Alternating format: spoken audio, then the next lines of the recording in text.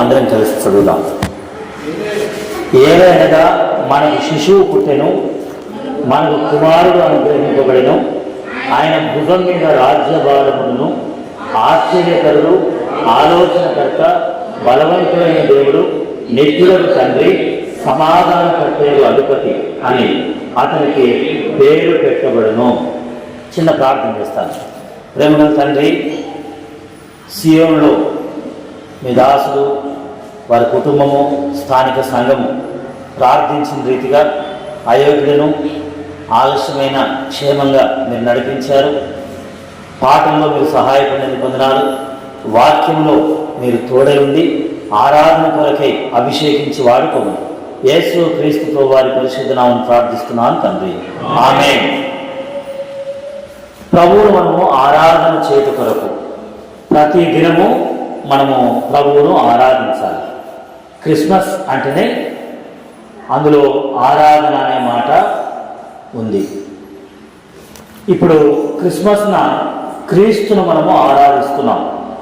ప్రాముఖ్యంగా యెషయా గ్రంథము 9వ అధ్యాయము 6వ వచనము, యెషయా గ్రంథము 9:6 ఈ వచనంలో మనం ప్రభువును ఆరాధించడానికి 7 సంగతులు ఇందులో వ్రాయబడి ఉన్నాయి. అయినప్పటికీ కొద్ది మాటలతో మనం మనకు అర్థమయ్యే విధంగా చూద్దాం. ముందుగా ఏలయనగా మనకు శిశువు పుట్టెను. చెప్పండి, ఎవరు? శిశువు. దేవాది దేవుడు లేక దేవునితో సమానంగా ఉండవలసినటువంటి క్రీస్తు ప్రభువారు శిశువుగా రావడము అది ఆయన యొక్క తగ్గింపు గుర్తు. ఆయన తగ్గింపు అంటే ఎంత తగ్గించుకున్నాడు, ఎంత దీనుడయ్యాడు ఇక్కడికి రావడం. చూడండి, క్రిస్మస్ దినాన ఇప్పుడు క్రిస్మస్ సందర్భంగా అక్కడక్కడ నేషనల్ ప్రేయర్ డేస్ అని, లేకపోతే తెలంగాణ క్రిస్మస్ అని ఇలా అక్కడక్కడ జరుగుతున్నాయి. మన దగ్గర జరిగిందన్న ఇప్పటికీ నిన్న లేదా మొన్న నగరికల్లో జరిగింది అనుకుంటా. నిన్న లేదా నేను మీరుపేటకు వెళ్ళాను, అయితే నగరికల్లో జరిగింది. అక్కడికి ఎవరు వచ్చారు ఆ క్రిస్మస్కి అంటే ఎమ్మెల్యే గారు వచ్చారు. అదే హైదరాబాద్లో జరిగింది అనుకోండి, ఎవరు వస్తారు? సీఎం, ముఖ్యమంత్రి గారు వస్తారు. ఒకవేళ ఢిల్లీలోనూ ఇంకెక్కడో పెద్ద స్థలంలో జరిగితే ఎవరు వస్తారు? ప్రైమ్ మినిస్టర్ కానీ, లేక మరి దేశ అధ్యక్షుడు ఆయన రాష్ట్రపతి గారు కానీ వస్తారు కదా. గ్రామంలో జరిగితే సర్పంచ్ గారు వస్తారు, మండలంలో జరిగితే మండల ప్రెసిడెంట్ కానీ ఎంఆర్ఓ గారు కానీ వస్తారు, డిస్టిక్లో జరిగితే జిల్లా కలెక్టర్ గారు కానీ దానికి సంబంధించిన మంత్రులు వాళ్ళు వస్తారు. ఎందుకు? క్రిస్మస్కు శుభాకాంక్షలు చెప్పడానికి. వచ్చినప్పుడు ఆ వచ్చినటువంటి వారు ఎవరైనా ఉయ్యాల తొట్టులో ఉన్నారా? అంత పేరు అంటే సర్పంచ్ గారు కానీ, ఎంఆర్ఓ గారు కానీ, కలెక్టర్ గారు కానీ, లేకపోతే ఎమ్మెల్యే గారు, ముఖ్యమంత్రి, ప్రధానమంత్రి, రాష్ట్రపతి ఎవరైనా కానీ ఆ వచ్చిన వాళ్ళు ఉయ్యాల తొట్టులో పడుకోగలరా? లేదు కదా. వాళ్ళకి ప్రత్యేకంగా ఏం చేస్తాం? అందరం ఒకసారి లేచి నిలబడదాం అంటాం. లేకపోతే అందరూ ఏం చేయాలి? చప్పట్లు కొట్టాలంటాం.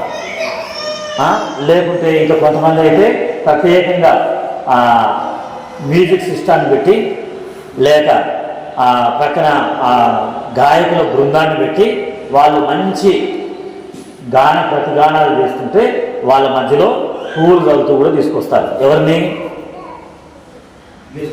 గెస్టులని. అయితే క్రీస్తు ఆరాధన కొరకై ఆయన దేవాది దేవుడుగా ఆయన ఘనతను అలాగనే పెట్టుకొని రాకుండా ఘనతను తగ్గించుకొని ఘనతను వదిలిపెట్టి ఆయన ఒక శిశువుగా వచ్చాడు. కాబట్టి కనీసము ఆయనకు తలవాల్చుటకైనా ఏం లేకుంటుంది, తలవాల్చుటకైనను స్థలము లేకుండా అయిపోయింది. కనీసం సత్రములో కూడా స్థలము లేదు. అదే ఒకవేళ దేవునిగా వచ్చి ఉంటే, చెప్పండి, దేవునిగా వచ్చి ఉంటే ఎలా ఉండేది? ఎంత ఘనత ఉండేది. ఒక రాజు వస్తే ఇంకొక రాజు ఏం చేస్తాడు? ఒక రాజు వస్తే ఇంకొక రాజు ఏం చేస్తాడు కదా? డిసెంబర్ 25న అంటే ఉదాహరణ 12వ నెల 25న ఒక రాజు ఇంకొక రాజు దగ్గరకు వచ్చాడు. 12వ నెల కరెక్ట్గా 12వ నెల 25 బైబిల్ ఎక్కడుంది అంటారు కదా? లేదంటారు కదా? నేను చూపిస్తున్నాను, చదవండి. డిసెంబర్ 25 అని మనం అంటాం, కానీ 12 నెల 25వ తారీఖున ఒక రాజు ఇంకొక రాజు దగ్గరికి వచ్చాడు. వస్తే ఏం జరిగిందో ఇర్మియా గ్రంథం 52వ అధ్యాయము 31వ వచనం. ఇర్మియా గ్రంథం, ఇదంతా నోట్ చేసుకోండి, నేను రికార్డు కూడా చేస్తున్నా, చదవండి. యూదా రాజైన చెరపట్టబడిన 37వ సంవత్సరంలో 12వ నెల 25వ దినమున ఎన్నో నెల? ఏ నెల? 12వ నెల. ఏ డేట్ ఎంత? 25. బైబిల్లో ఉందా లేదా? 12వ నెల 25వ తేదీన బబులోను రాజైన ఎల్మెరోదకు తన ఏలుబడి యందు మొదటి సంవత్సరమున యూదా రాజైన యెహోయాకీనుకు, అంటే ఆయన కూడా రాజే, బబులోను రాజు యూదా రాజుకు ఏం చేశాడంట? దయచూపి బందీ గృహంలో నుండి అతన్ని తెప్పించి అతనితో దయగా మాట్లాడి అతనితో కూడా బబులోనులో 2 రాజుల సింహాసనం కంటే ఏమిచ్చాడట? రాజుల సింహాసనం కంటే, చదవండి 32 చివరిలో ఉంది. ఒక రాజు ఇంకో రాజు దగ్గరికి వస్తే ఆ రాజ్యంలో ఉన్న సింహాసనములన్నిటికంటే ఎత్తైన సింహాసనం ఇచ్చాడు. ఉందా? కానీ పరలోకపు రాజు అయిన యేసుక్రీస్తు ప్రభువారు ఈ లోకానికి వస్తే ఏమిచ్చారు? కనీసం ఉయ్యాల తొట్టె కూడా ఇవ్వలేదు. స్థలము, సత్రములో కూడా ఏం లేదు, స్థలం లేదు. ఎందుకంటే ఎలా వచ్చినందుకు? మానవునిగా కాదు, శిశువుగా వచ్చినందుకు. అది ఆయన శిశువుగా వచ్చినందుకు ఆయన తగ్గింపుకు ఇంకా దీనత్వం, స్థలం లేనంతగా అంత తగ్గించుకున్నాడు. శిశువు అంటే అది ఒక అర్థమే చెప్తున్నా. అందుకనే బైబిల్లో కొత్త నిబంధనలో మత్తయి సువార్తలో జ్ఞానులు వచ్చి ఎవరిని చూశారండి? శిశువుని చూశారండి కదా. తర్వాత ఆ గొర్రెల కాపరులు వచ్చి ఎవరిని చూశారని ఉంది? మత్తయి 2వ అధ్యాయము, లూకా 2వ అధ్యాయంలో శిశువుని చూశారు కదా. చూస్తే ఎక్కడున్నాడు? పశువుల తొట్టిలో ఉన్నాడు. అంత తగ్గింపు మొదటిది.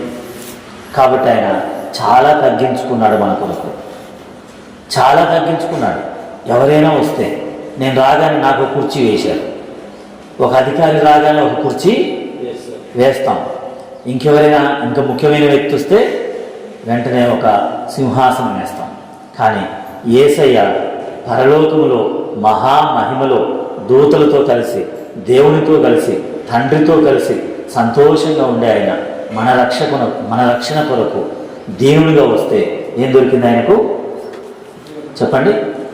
శిశువుగా ఉన్నందుకు ఆయనకు స్థలము లేకుండా ఎప్పటి వరకు అంటే ఆయన పుట్టినప్పటి నుండి చివరికి ఆయన ఈ లోకంలో మరణించినప్పుడు కూడా, సిలువ కూడా ఆయన సిలువ కాదంట. సిలువ ఎవరిది? అప్పుడు సిలువ ఎవరు వేయబడాలి అసలు? బరబ్బా. సిలువ కూడా ఆయన, సమాధి కూడా ఆయనదేనా? సమాధి కూడా ఎవరిది? అరిమతయ్య యోసేపుది. సిలువ, బందిపోటు బరబ్బాది. ఆయన పడుకున్న ఉయ్యాల తొట్టి ఎవరిది? పశువులది. అబ్బా చూడండి ఎంత దీనాతి దీనము, అంత దయనీయమైన స్థితిలోనికి రావాల్సి వచ్చింది. ఎందుకంటే మన రక్షణ కొరకు, ఇంకా చెప్పాలంటే నా రక్షణ కొరకు అనండి, బిగ్గరగా, నా రక్షణ కొరకు అంత ఘనమైన క్రీస్తు శిశువుగా వచ్చి తగ్గించుకొని దయనీయమైన స్థితిలోకి వెళ్ళాల్సి వచ్చింది, ఆయనకంటూ ఏమీ లేకుండా. అది శిశువు అంటే అంత. ఇప్పుడు రెండవది యెషయా గ్రంథం 9:6. యెషయా గ్రంథము 9:6. ఏలైనగా మనకు శిశువు పుట్టెను, కుమారుడు అనుగ్రహింపబడెను. కుమారుడు చెప్పండి, ఎవరైనా కుమారుడు. అందరికీ కుమారుడా? బైబిల్లో కుమారులు ఉన్నారు. ఆదాము కుమారుని పేరేం పేరు? ఆదాము కుమారుని పేరేం పేరు? కయీను, హేబేలు, షేతు, ఇలా కొంతమంది ఉన్నారు. అయితే ఆదాము కుమారుడు కయ్యేను ఉంది కదా, కయ్యేను ద్వారా ఆదాముకి ఏమైనా మేలు కలిగిందా, బాధ కలిగిందా? చెప్పండి. ఆదాము కుమారుని ద్వారా ఆదాముకు బాధ కలిగిందా, సంతోషం కలిగిందా? అర్థం కాలేదా మీకు? బాధ కలిగింది. కుమారుని వలన కుమారుడుగా వచ్చాడు అంటే ఏంటి? అందులో ఒక రహస్యం ఉంది. అందరి కుమారుల్లా కాదు, అందరి కుమారుల్లా కాదు, ఆయన ప్రత్యేకమైన కుమారుడు. అందుకనే బైబిల్లో ఆయనకు ఎలాంటి కుమారుడు ఉందంటే అద్వితీయ కుమారుడు. చెప్పండి, ఏం పేరు? యోహాను సువార్త, యోహాను సువార్త 1వ అధ్యాయము.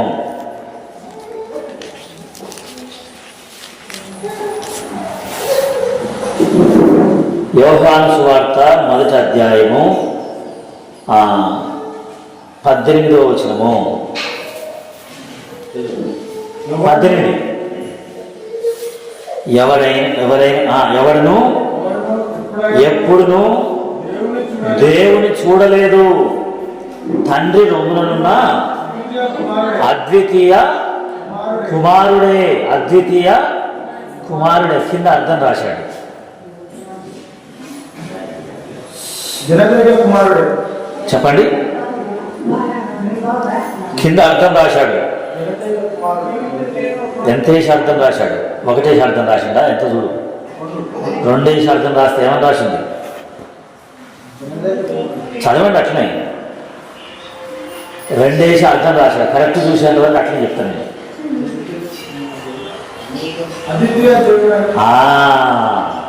బైబిల్లో యేసు ప్రభు దేవుడని ఎక్కడ రాసింది అంటారు కదా, ఇది తర్వాత చదువుకోండి, టిక్ చేసుకోండి. బైబిల్లో యేసు దేవుడు అనే మాట ఎక్కడుంది అంటే యోహాను సువార్త 1వ అధ్యాయం 18వ వచనంలో ఉంది. ఉందా? అద్వితీయ కుమారుడు, అద్వితీయ దేవుడు. ఎవ్వరు కూడా తండ్రిని చూడలేరు, కానీ చూసింది ఎవరు? కుమారుడు. అంటే మామూలు కుమారుడు అనగానే ఏదో అనుకోవడం కాదు, దేవుని చూసిన కుమారుడు. ఇంక చెప్పాలంటే అక్కడ ఉంది చూడండి, 18వ వచనం చివరిలో అద్వితీయ కుమారుడే అంటే తండ్రిని బయలుపరిచిన కుమారుడు. ఆదాము దగ్గర నుండి భక్తుల పేర్లు చెప్పండి, మీకు తెలిసిన భక్తుల పేరు ఎవరైనా. ఆదాము దగ్గర నుండి భక్తుల పేర్లు ఎవరైనా గుర్తున్న వాళ్ళు చెప్పండి. నోవాహు, అబ్రహాము, ఇస్సాకు, యాకోబు, యోసేపు అన్న ఒకరే చెప్తారా? మోషే అన్ని ఇద్దరే చెప్తారా? ఇంకెవరు లేరా? చెప్పిన వాళ్ళు చెప్పకండి, అలా ఒకటి చెప్పండి. ఓ భక్తురాల పేరు చెప్పండి, కొన్ని చెప్పిన వాళ్ళు చెప్పకండి, ఆగండి. అన్న, రూతు. సరే, పాపం ఒకేసారి అడిగితే చెప్పరాదు, ఎందుకంటే బైబిల్ రాదు కదా మనకి. అన్నీ వస్తాయి, కానీ మన ముఖ్యమంత్రి ఎవరు? వెంటనే వస్తుంది. మన ప్రధానమంత్రి ఎవరు? వెంటనే వస్తుంది. మన కలెక్టర్ ఎవరు? వెంటనే వస్తుంది. మన సర్పంచ్ ఎవరు? వెంటనే వస్తుంది. ఇప్పుడు నేనెవరు అంటే మనకు తెలియదు. సరే, నా గురించి తెలియకపోయినా భక్తుల గురించి తెలియాలి కదా, అవునా? అయితే ఏ భక్తుడు కూడా దేవుణ్ణి చూడలేదు, బయలుపరచలేదు, కుమారుడు మాత్రమే. ఎవరు కూడా దేవుణ్ణి చూడలేదు, బయలుపరచలేదు, అద్వితీయ కుమారుడు మాత్రమే. అందుకనే ఆయన అద్వితీయ కుమారుడు అండి, ఇంకొకరు లేరు. కుమారులను సరిపోలేదు. ఇదిగో ఈయన, ఇదిగో ఈయన చెప్పండి. కాదు, బాప్తిసం తీసుకున్నప్పుడు ఆ ప్రియ కుమారుడు ఈయన నేను, కాబట్టి తండ్రికి ఆనందం కలిగించిన కుమారుడు. అద్వితీయ కుమారుడు అంటేనేమో తండ్రిని బయలుపరిచిన కుమారుడు, ప్రియ కుమారుడు అంటేనేమో ఆనందం కలిగజేసిన కుమారుడు. ఇప్పుడు చిన్న పాపం కూడా అల్లరి చేస్తుంది కాబట్టి ఒకటి దెబ్బ కొడతాం కదా, ఏడుస్తుండగా అల్లరి చేస్తుంది ఒకటి. కనీసం యేసయ్య అట్లా తండ్రికి కొంచెమన్నా బాధ కలిగించలేదు అన్నాడు, ఏ విషయంలో కూడా. అలాంటి కుమారుడు ప్రియ కుమారుడు అంటారు. తండ్రికి ఆనందం కలిగించిన కుమారుడు, తండ్రికి ఇష్టమైన కుమారుడు ప్రియ కుమారుడు అంటే. ఇదిగో ఈయన నా ప్రియ కుమారుడు, ఈయన ఎందు నేను ఆనందిస్తున్నాను. ఒక ఆయన పేరు ఆనందమే, కానీ ఆనందం కలగదు ఆయన ద్వారా దేవునికి. కానీ క్రీస్తు తండ్రికి ఆనందం కలిగించాడు, అలాంటి కుమారుడు. అర్థమైందా? ఇప్పుడు అద్వితీయ కుమారుడు ప్రియ కుమారుడు అంటే అర్థమైందా? అద్వితీయ కుమారుడు అంటే తండ్రిని బయలుపరిచిన వాడు, ప్రియ కుమారుడు అంటే తండ్రికి సంతోషం కలిగించిన వాడు, తండ్రి ఇష్టాన్ని నెరవేర్చిన వాడు. అది ఎంత ఇష్టం అంటే, అయ్యా నా ఇష్టం కాదు నీ చిత్తమే అన్నాడు. సిలువైన, మేకులతో కొట్టబడమైన, తగ్గింపైన, దీనత్వమైన ఏదైనా సరే అంత తండ్రి ఇష్టాన్ని నెరవేర్చిన వాడు కుమారుడు. శిశువు అంటేనేమో తగ్గించుకున్నవాడు, ఎంత దయనీయమైన స్థితిలోనికి, మళ్ళీ చెప్తే ఆలస్యమైంది. అంత ఘనతను వదులుకొని తగ్గించుకొని రావడమే శిశువు. కుమారుడు అంటే తండ్రికి ఇష్టమైన వాడు, తండ్రిని బయలుపరిచిన వాడు. ఇంకా కుమారుడు ఏం చేశాడు? కొలస్సీలకు రాసిన పత్రిక కొలస్సై 1:14, కొలస్సై 1:14.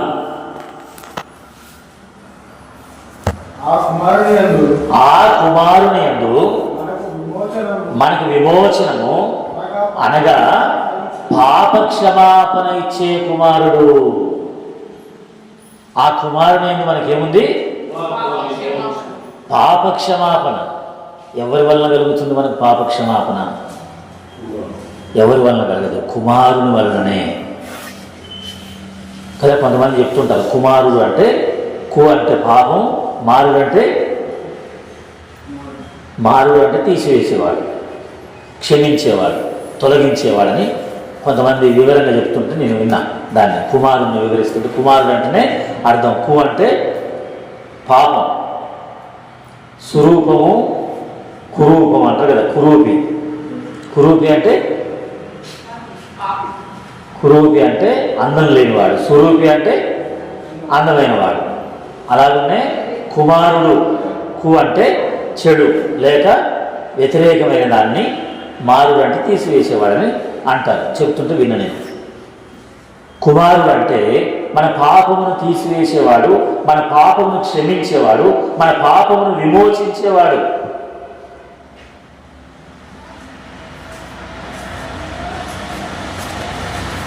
అలాంటి ఆ కుమారుడు, ఆయన భుజం మీద ఏముందంట? రాజ్యభారం ఉంది. కుమారుడు అంటే ఇంక అంతేకాదు, ఇంకేముంది చూడండి. యోహాను రాసిన మొదటి పత్రిక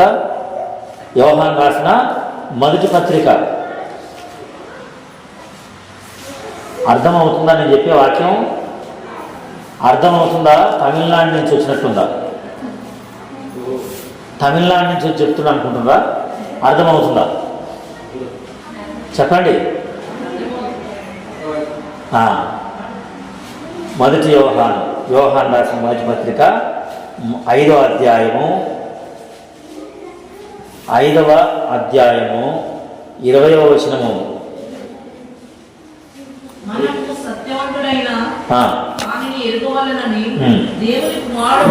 దేవుని కుమారుడు వచ్చి ఏమనుగ్రహించాడు? కుమారుడు అంటే వివేకం ఇచ్చిన కుమారుడు, సాధారణమైన కుమారుడు కాదు. మనకు వివేకం ఇచ్చాడు. ఒకప్పుడు వివేకం లేదు. తాగితే తప్పేంటి అనుకునేవాడిని, సినిమాలు చూస్తే తప్పేంటి అనుకునేవాడిని, చెడ్డ పనులు చేస్తే తప్పేంటి అనుకునేవాడిని, అల్లరి చేస్తే తప్పేంటి అనుకునేవాడిని. ఏదో భూమి మీద మనుషులంగా పుట్టినాం కదా, తినాలా, త్రాగాలి, సంతోషపడాలి, ఇప్పుడే కదా అనుభవించాల్సింది జీవితం.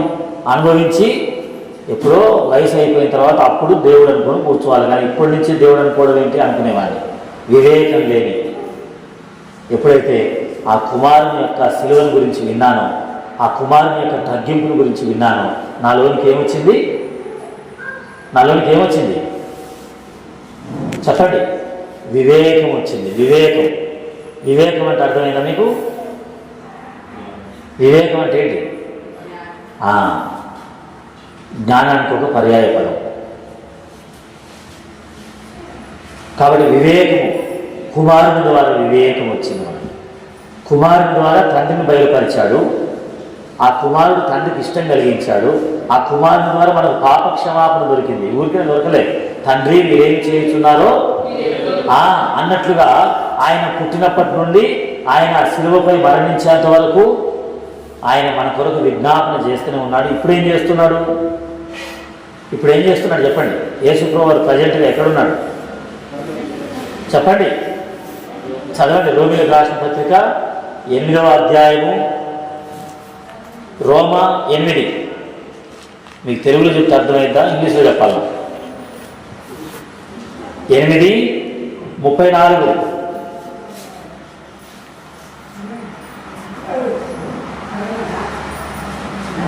శిక్ష విధించువాడు చనిపోయిన క్రీస్తు యేసే, అంతేకాదు మృతులలో నుండి లేచిన వాడును, దేవుని కుడిపార్శ్వమున ఉన్నవాడును, మన కొరకు కూడా విజ్ఞాపనము చేసేవాడు. అదే 32వ వచనంలో తన సొంత కుమారుడు, దేవునికి సొంత కుమారుడు మన కొరకు ఏం చేస్తున్నాడంట? విజ్ఞాపన చేస్తున్నాడు. ఎక్కడ? శిలువ దగ్గర నుండి. శిలువకు వెళ్ళక ముందు కూడా విజ్ఞాపన చేశాడు. ఈ లోకంలో ఉన్నప్పుడు విజ్ఞాపన చేశాడు. శిలువ మీద విజ్ఞాపన చేశాడు. తండ్రి కుడిపార్శ్వమున ఉండి కూడా ఏం చేస్తున్నాడు మన కొరకు? కాబట్టి కుమారుడు అంటే సాధారణం కాదు. 2000 సంవత్సరాల నుండి ఇప్పటి వరకు ఏం చేస్తున్నాడు మన కొరకు? విజ్ఞాపన చేస్తున్నాడు. కాబట్టి నేను ఇట్లా ఉండగలిగిన, లేకపోతే నేను ఇలా మీ దగ్గరికి వచ్చి ఉండలేను. మన కొరకు ఆయన విజ్ఞాపన చేస్తున్నాడు. నీ కొరకు విజ్ఞాపన చేస్తున్నాడు ఆయన. ఈ మాటలు వింటున్నటువంటి నీ కొరకు ఇంకా ఆయన ఏం చేస్తున్నాడు? విజ్ఞాపన చేసే కుమారుడు. కుమారుడు అనే ఊరికినే సరిపోలేదు. ఎలాంటి కుమారుడో యోహాను సువార్త 8వ అధ్యాయం. యోహాను సువార్త 8వ అధ్యాయము 36వ వచనము.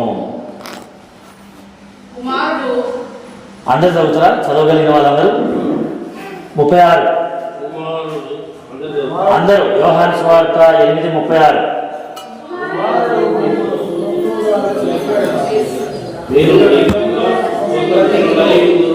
ఎలాంటి కుమారుడు అంటే స్వతంత్రులుగా చేసిన కుమారుడు. మనకి ఇంతకుముందు బానిసత్వం ఉంది. క్రీస్తు లోకంలో జన్మించక ముందు ధర్మశాస్త్రం అనే బానిసత్వం ఉంది. యూదులు అన్యజనులనే ఒక భేదాభిప్రాయాలు, తారతమ్యాలు ఉన్నాయి, లేవా?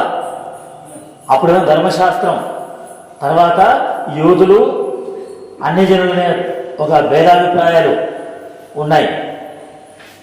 ప్రధాన యాజకుడు తప్ప ఎవరు లోపలికి పోవడానికి లేదు, అలాంటిది ఉంది. యాజకులు తప్ప ఎవరు బలి అర్పించడానికి వీలు లేదు. లేవీలు తప్ప ఎవరు ధర్మశాస్త్రం చదవడానికి వీలు లేదు. శాస్త్రులు, పరిచయులు తప్ప అనేవి ఉన్నాయి కదా. వాటన్నిటి నుండి మనల్ని స్వతంత్రులుగా చేసిన, చెప్పండి, స్వతంత్రులుగా చేసిన కుమారుడు, మనకు స్వాతంత్రం ఇచ్చిన కుమారుడు. అలా ప్రభువు దగ్గరికి ఏ సమయంలోనైనా రావచ్చు అనే కుమారుడు. ఎంత బాగుంది కదా. శిశువు అంటే ఆయన తగ్గింపు, ఆయన ఘనతను వదులుకొని తగ్గించుకొని వచ్చాడు దీనునిగా. కుమారుడు అంటే చెప్పండి, కుమారుడు అంటే తండ్రిని బయలుపరిచిన వాడు, తండ్రికి ఇష్టమైన వాడు, మనకు పాప క్షమాపణ ఇవ్వడానికి సిలువలో బలైన వాడు, మన కొరకు విజ్ఞాపన చేస్తున్నవాడు, వివేకం అనుగ్రహించిన వాడు, ఇంకా ఇప్పుడు ఎక్కడేమన్నాడు, మనల్ని స్వతంత్రులుగా చేసినవాడు. ఒకసారి ఒక 10th క్లాస్ చదివే అబ్బాయి ఉన్నారు. ఎవరైనా 10th క్లాస్ చదివే వాళ్ళు ఉన్నారా? ఉన్నారు కదా. 10th క్లాస్ చదివే అబ్బాయికి ఏమనిపించిందంటే ఒక రాజుగారి భవనం చూడాలనిపించింది. రాజుగారి భవనం చూడాలి, లేక ముఖ్యమంత్రి గారి ఇంటికి పోవాలనిపించింది. అలా రాజుగారి భవనం చూడాలనిపించి అక్కడికి వెళ్ళాడట. 10 రోజులు ప్రయాణం చేసి వాళ్ళ ఇల్లు ఎక్కడుందో కనుక్కొని అడ్రస్ కనుక్కొని వెళ్ళి 10 రోజులకు దొరికింది. అక్కడికి వెళ్ళిన తర్వాత ఆ గేట్ ముందు ఎవరు ఉంటారు చెప్పండి? వాచ్మెన్లు, సెక్యూరిటీ గార్డులు. రాజుగారు కాబట్టి ఆయన దగ్గర ఎవరు ఉంటారు? అక్కడ సైనికులు ఉంటారు, వాళ్ళ చేతులే ఉంటాయి. ఇక్కడనైతే బాడీ గార్డ్స్ ఉంటారు, వాళ్ళ చేతులే ఉంటాయి. గన్ అంటే రాళ్ళు పగలగొట్టే గన్న ఏంటి, దాన్ని కూడా గన్నే అంటారు కదా. మళ్ళీ పాస్టర్ గారు వచ్చి రాళ్ళు పగలగొట్టే గన్ను రాజుగారి పక్కన ఉండే సెక్యూరిటీ గార్డ్ దగ్గర ఉంటుందని చెప్పి నన్ను అంటారు మీరు. మిషన్ గన్ అనాలి, లేకపోతే అది తుపాకి అంటాం కదా, ఏదో ఉంది. ఆ అబ్బాయి లోపలికి రావాలనుకున్నాడు. అక్కడ ఆయన భయపడుకుంటూనే దగ్గరికి పోతే ఎవరు కావాలి కదా అంటే ఏమన్నారు, నాకు రాజుగారు కావాలి. రాజుగారు కావాలా?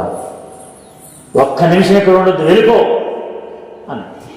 భయం అయిపోయింది. అయ్యో నన్ను లోపలికి పోనివరా అని వెళ్ళి చెట్టు కింద కూర్చున్నాడు, ఏడుస్తున్నాడు. ఈలోపు ఇంకొక అబ్బాయి వచ్చాడు. వచ్చి ఏంటి చెట్టు కింద కూర్చున్నాడు ఈ అబ్బాయి, ఎందుకు ఏడుస్తున్నాడు, ఏం కావాలి బాబు నీకు అంటే రాజుగారిని చూడాలనుకున్నా. మరి చూడవచ్చు కదా అంటే రాజుగారి దగ్గరికి వెళ్దామంటే అక్కడ సెక్యూరిటీ ఉన్నారు. ఆమెకు సంతోషం అవుతుంది సెక్యూరిటీ అంటే, ఇంకొంచెం గంతులేండి. అయితే సెక్యూరిటీ ఉన్నారు అని అంటే అదే పర్వాలేదు నేను తీసుకెళ్తాను వస్తావా అన్నాడు. అంటే అమ్మో సెక్యూరిటీ ఉన్నారని నీకెందుకు నేను తీసుకెళ్తానని ఆయన వెళ్ళి నాకైతే రాజు చూడాలనుంది, ఎవరి ద్వారా ఏంటి నేను వస్తానని దగ్గరికి వచ్చాడు. అక్కడికి వచ్చిన తర్వాత సెక్యూరిటీ చేతిలో ఈటే, బల్లెము, కత్తి, తుపాకి ఏమంటామో అదేదో ఉంది.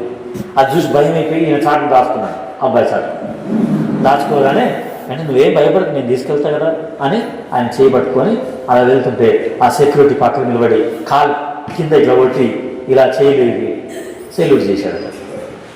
చేసి లోపలికి రండి అన్నాడట. గేట్ తీశాడట. లోపలికి వెళ్తే ఇంకో గేట్ ఉంది, అక్కడ సెక్యూరిటీ ఉన్నారు, వాళ్ళు తీశారు. ఇంకో గేట్ ఉంది కదా, మన మందిరానికి 2 గేట్లు ఉన్నాయి లేవా? మరి రాజుగారి భవనానికి ఎన్ని ఉంటాయి? ఒక గేట్ అక్కడ ఉంది, ఒక గేట్ ఇక్కడ ఉంది మనకు. అలా చాలా గేట్లు దాటుకొని లోపలికి పోయిన తర్వాత అక్కడ సభ జరుగుతుంది. ఆ సభలో రాజుగారు సింహాసనం మీద కూర్చున్నాడు, చుట్టూ మంత్రులు ఉన్నారు. అక్కడ ఒక ఖైదీ నిలబడ్డాడు. ఆ ఖైదీకి ఈరోజు తీర్పు తీరుస్తున్నారు కాబట్టి అక్కడికి లోపలికి ఎవరిని పోనిస్తారా? పోనివ్వరు. మరి నిన్నెట్లు రానిచ్చారు అని ఈ అబ్బాయిని అడిగింది. ఆ అబ్బాయి అడుగుతాడా? అడిగితే నేను ఆ రాజకుమారుని అన్నమాట. ఎవరు? నేను ఆ రాజకుమారుని. నేను వస్తే ఆ గేటు, ఈ గేటు, ఏ గేటు అని ఏమైంది? మరి పరలోకం నుండి భూమి మీదకి వచ్చింది ఎవరు? మరి ఆయన ద్వారా పరలోకానికి పోతే పరలోక గేట్లు ఏమైతాయి? అది స్వతంత్రత అంటే.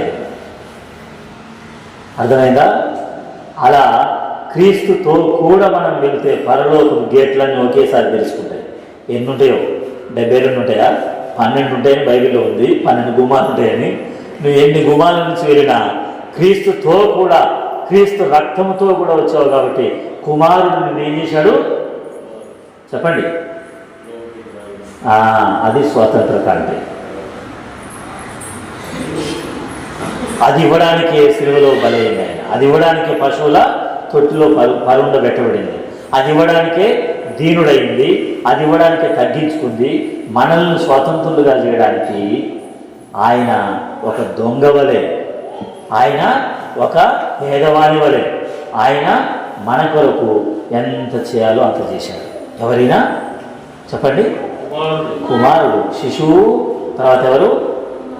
కుమారుడు. మనల్ని స్వతంత్రులుగా చేసినటువంటి కుమారుడు. ఇంకా చెప్తే చాలా ఉన్నాయి. కిందికి వస్తే ఎవరంట ఆయన? యెషయా 9:6. సమయం అయిపోయింది. ఆయన భుజము మీద రాజ్యభారమును, ఆశ్చర్యకరుడు, ఆలోచనకర్త, బలవంతుడైన దేవుడు, నిత్యుడగు తండ్రి, అధిపతి అని అతనికి పేరు పెట్టబడును. ఇన్ని రకాలైన పేర్లతో ఉన్నాడు. ఒక్కొక్కటి చెప్తే మళ్ళీ ఇంత టైం అయింది.